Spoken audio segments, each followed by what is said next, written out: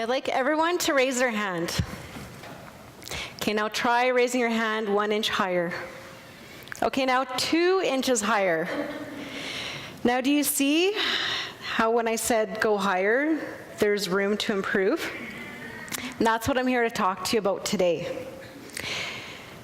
How I found my edge, and how hopefully you find your edge.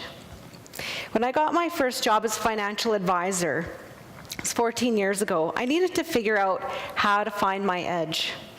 I started to realize I was at a huge disadvantage. The odds were completely stacked against me. I had no idea what a financial advisor was.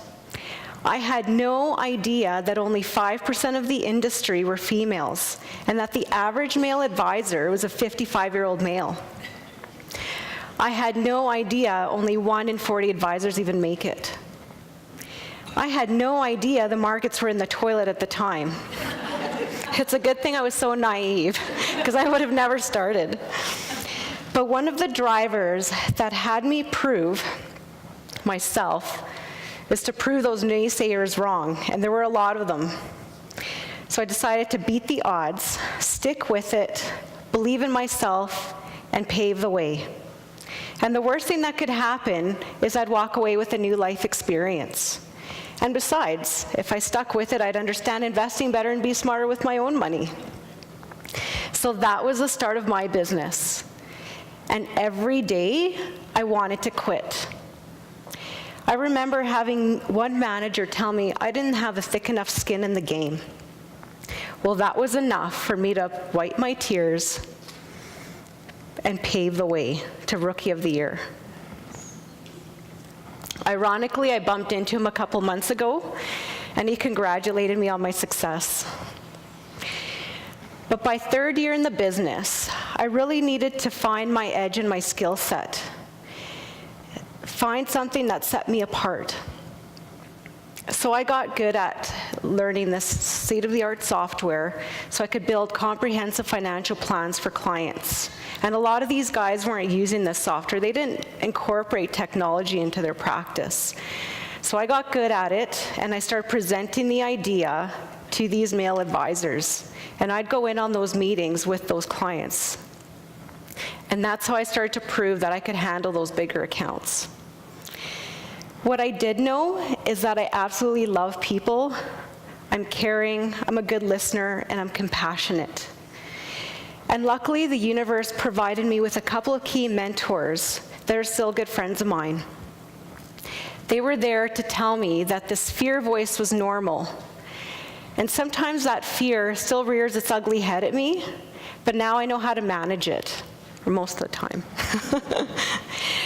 What my mentors also said to me that still resonate with me is successful people do what unsuccessful people are unwilling or unable to do.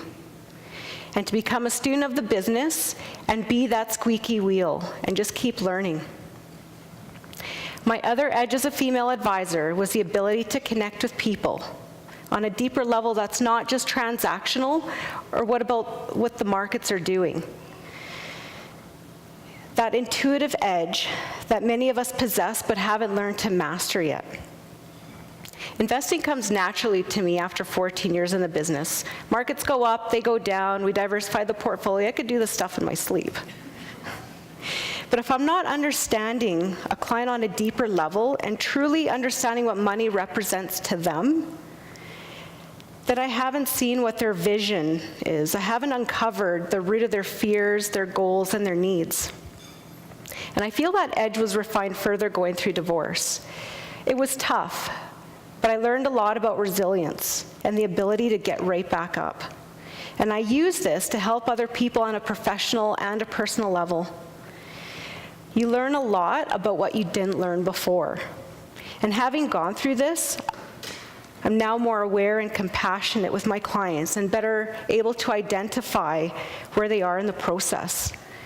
So I have that ability to connect with people from all walks and stages of life and help them create that roadmap.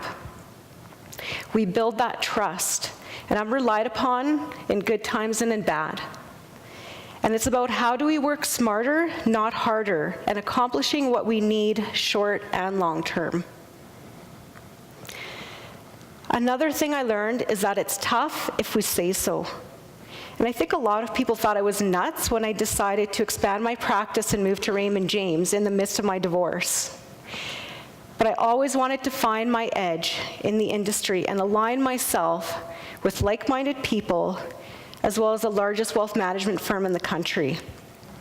But I was so afraid to take on more exams and already be in this busy life with 2 kids. But I turned that fearful and emotional time into excitement about the future I'm creating. On all levels, I've learned to find that edge. You need perseverance and confidence in yourself so that you have the ability to raise your own benchmark. You can't do it alone, and I realize that it's actually a strength to be vulnerable and ask for help, which many of you have realized and talked about today.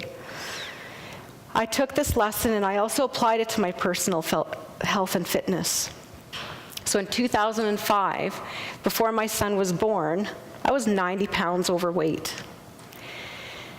And then I was excited. I lost 30 of it on my own after a year. I decided to finally go buy a pair of jeans that were non-maternity.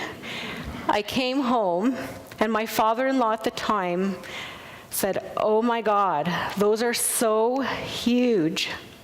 And my mouth dropped. And in that moment, I said to myself, I'm done hurting my body. So I mentally shifted and I did what it took. I kept pushing the edge and consulted a nutritionist because I didn't believe in fad diets. And then I started taking on activities like yoga, skiing, running. I loved the yoga, but I absolutely hated running. So I got volunteered into it, doing a 10K charity run. I couldn't say no. I'm terrible at saying no. So then I said, how could I push myself further? And I went on to running not 1, but 2 half marathons. So that shift in perspective, that was huge for me. And that's what helped me get back on track in 2007 after I had a major car accident. It was just after my daughter was born. I knew at that time that all these shifts were about something bigger than me. And this growth in myself was symbolic to the community around me of what is possible when we push the boundaries in life. And as we expand our minds, we expand our lives. As we strengthen our bodies, we strengthen our belief and our confidence in ourselves. It's so important for women to find their edge, know it inside out, and own it. And sometimes finding that edge is the result of being pushed beyond your comfort zone and overcoming obstacles to help you grow. So if you have that turn in your stomach where you're excited and want to throw up, kind of like right now, you're on the right track. And as women, we need to trust that we have our own unique edge. I take great passion in inspiring others to see their own potential. And a lot has to do with that positive energy and outlook we put into our day-to-day lives.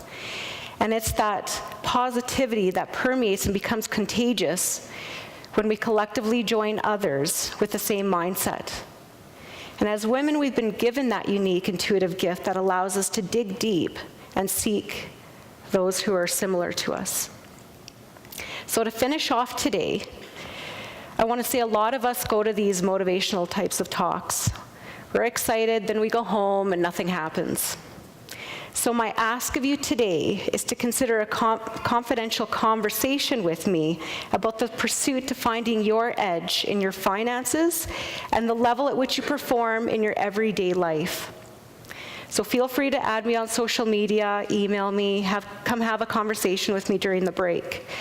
I really thrive and get my inspiration in being in a community just like you. And remember, knowledge is power, and taking action is essential. Thank you.